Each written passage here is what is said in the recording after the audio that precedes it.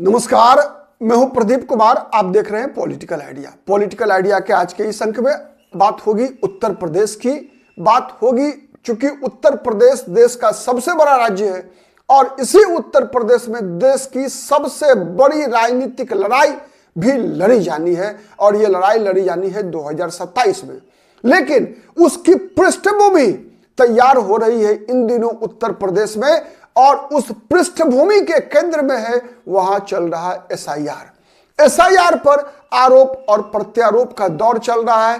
एक तरफ बिहार से उलट बिहार में जब एसआईआर चल रहा था विधानसभा चुनाव से पहले, तो बिहार में जितने भी विपक्षी राजनीतिक दल थे केवल नारेबाजी में व्यस्त थी, केवल आंदोलन और केवल सड़कों पे हंगामा करने में व्यस्त थी। वहीं उत्तर प्रदेश में जो विपक्ष है समाजवादी पार्टी के मुखिया अखिलेश यादव, एसआईआर की प्रक्रिया में उन्होंने अपने कार्यकर्ताओं को शामिल करवाकर एक बड़ी लकीर खींची है, यह बात तो स्पष्ट है। लेकिन इन दिनों अगर आप देखेंगे तो उत्तर प्रदेश की राजनीति में अखिलेश यादव के प्राय जितने भी आरोप होते हैं उसका जवाब सबसे मुखर रूप से अगर कोई चेहरा एनडीए गठबंधन की तरफ से देने का काम कर रहा है तो वो चेहरा है ओम प्रकाश राजभर का। तो सवाल ये उठ रहा है कि उत्तर प्रदेश की राजनीति में जितने भी ये आरोप प्रत्यारोप और 2027 का विधानसभा चुनाव, मैं फिर दोहरा रहा हूं 2027 उत्तर प्रदेश का विधानसभा चुनाव ही तय करेगा और उसका परिणाम तय करेगा कि 2029 के चुनाव में नरेंद्र मोदी की गद्दी दिल्ली में बचेगी या नहीं बचेगी। 2029 में 15 अगस्त को लाल किला पर फिर प्रधानमंत्री के रूप में नरेंद्र मोदी ही झंडा फहराएंगे या फिर कोई नया चेहरा देश का प्रधानमंत्री बनेगा 15 अगस्त 2029 को लाल किले से तिरंगा का ध्वजारोहण करेगा। ये बातें स्पष्ट होगी उत्तर प्रदेश के विधानसभा चुनाव जो कि 2027 में होना है। और इसीलिए मैंने कहा कि उत्तर प्रदेश में हो रहा यह एसआईआर उस चुनाव की पृष्ठभूमि तैयार कर रहा है। तो सबसे पहले ये विवाद जो अभी जिसकी चर्चा हम आज इस वीडियो में कर रहे हैं, इसकी शुरुआत हुई एसआईआर के मुद्दों पर निकलकर आ रहे आंकड़ों से। आरोप चुनाव आयोग के तरफ से जो फाइनल ड्राफ्ट जो पब्लिश हुई उसमें और ये राजनीतिक दलों के नेताओं के द्वारा आरोप और प्रत्यारोप पे कहीं कोई मतलब आप ये नहीं मान के चलिए कि ये जो आरोप और प्रत्यारोप है वो कोई आधिकारिक बयान है, ठीक है। ये केवल और केवल पॉलिटिकल स्कोर सेटल किए जा रहे हैं, चाहे वो अखिलेश यादव करे, चाहे योगी आदित्यनाथ करे, चाहे ओम प्रकाश राजभर करे। लेकिन एक बात तो तय है कि उत्तर प्रदेश की राजनीति में वोट किधर जाएगा वो तय करता है वोट बैंक। हर राजनीतिक दल के पास अपना एक निश्चित वोट बैंक है, साथ ही उसके साथ फ्लोटिंग वोट बैंक भी होता है। जैसे अगर हर राजनीतिक दल की अगर हम बात करें तो प्रायः अगर आप देखेंगे तो बहुजन समाज पार्टी का आधार वोट क्या है, जाटव समाज के लोग हैं। नहीं, भारतीय जनता पार्टी का अगर आधार वोट देखेंगे तो सवर्ण प्लस वैसे है। फिर बीजेपी के साथ और कल्याण सिंह की जाति लोध कुर्मी ऐसे गैर यादव पिछड़ा वर्ग का जो वोटर है वो बीजेपी के साथ है। ओम प्रकाश राजभर के साथ राजभर समाज के लोग हैं। निषाद समाज के लोग संजय निषाद के साथ हैं। कुर्मी समाज का एक बड़ा तबका जो है वो अपना दल जो सोनीलाल पटेल और उनकी दो पुत्रियां अनुप्रिया पटेल और पल्लवी पटेल के बीच बटा हुआ है दिखता है, ठीक है। तो ऐसे जाट समाज पश्चिमी उत्तर प्रदेश में जाएंगे तो जयंत चौधरी के राष्ट्रीय लोक दल के साथ आपको दिखेगा। तो इसी प्रकार का और समाजवादी पार्टी के पास एम जोर वाई का फैक्टर है, मुसलमान और यादव का आधार वोट है। लेकिन अखिलेश यादव तो असली लड़ाई का केंद्र में बता रहा हूं कि क्या है। असली लड़ाई है कि अखिलेश यादव ने पिछले लोकसभा चुनाव में जो सफलता प्राप्त की उस सफलता का फॉर्मूला था कि अखिलेश यादव ने एम-वाई समीकरण एम-वाई कॉम्बिनेशन को पीडीए में कन्वर्ट किया। पीडीए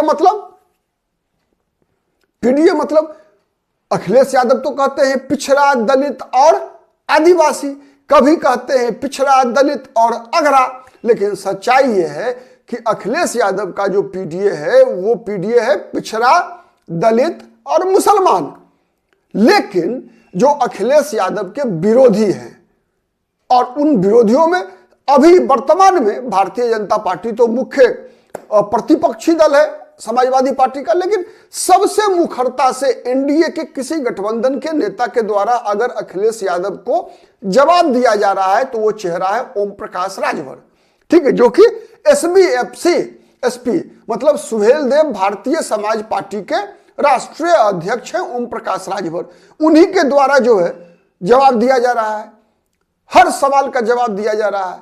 तो ओम प्रकाश राजभर क्या कहते हैं कि ये पीडीए तो बहाना है, असली जो इनका खेल है अखिलेश यादव का, यादव राज स्थापित करना है, यादव राज बनाना चाहते हैं। वही अखिलेश यादव भी बीजेपी पर आरोप लगाते हैं कि बीजेपी ठाकुर राज स्थापित करना चाहती है।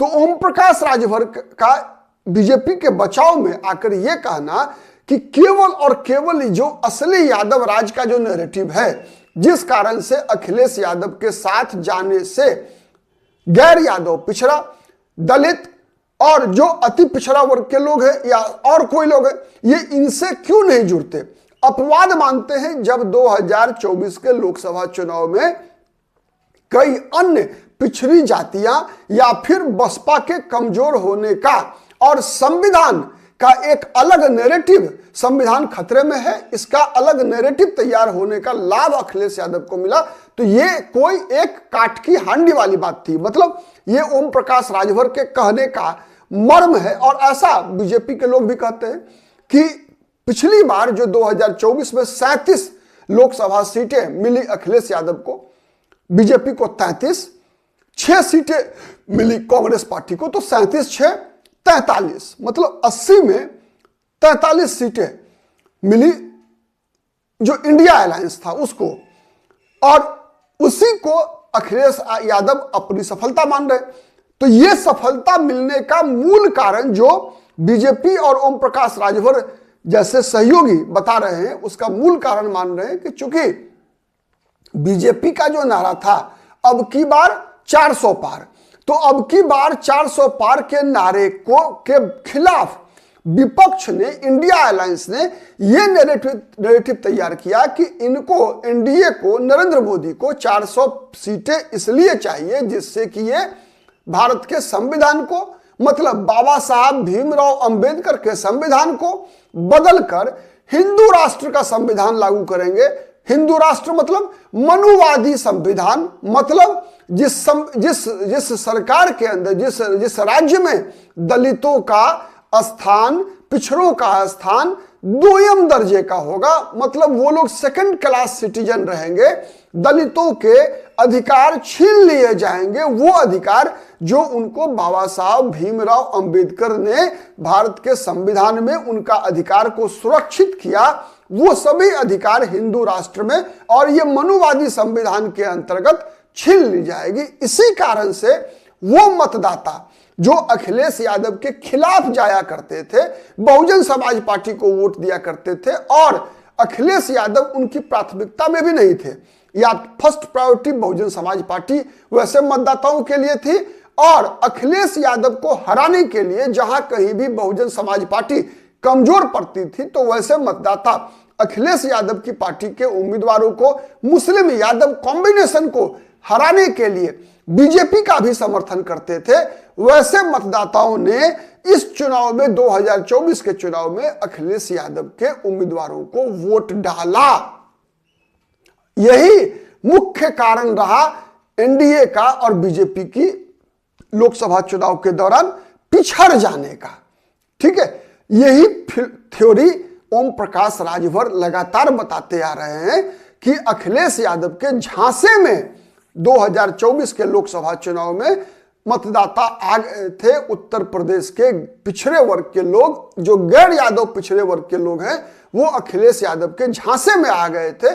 अब दोबारा वो उनके झांसे में नहीं आने वाले हैं, क्योंकि जो उत्तर प्रदेश की राजनीतिक इतिहास रहा है उसमें चाहे वो दलित मतदाता हो, चाहे वो गैर यादव पिछड़े मतदाता हो, चाहे वो अति पिछड़ा समाज का मतदाता हो, कई उदाहरण, चाहे वो राजू पाल की हत्या का मामला हो, चाहे वो अतीक अहमद का मामला हो, चाहे वो मुख्तार अंसारी का मामला हो, इन सभी मुद्दों में अगर देखेंगे तो समाजवादी पार्टी के समर्थक जो बेस वोट है समाजवादी पार्टी के, उनके जो टेरर राज, डर का राज्य में कभी भी जो गैर यादव पिछड़ा और दलित मतदाताओं ने अपने आप को सुरक्षित महसूस नहीं किया। ठीक है।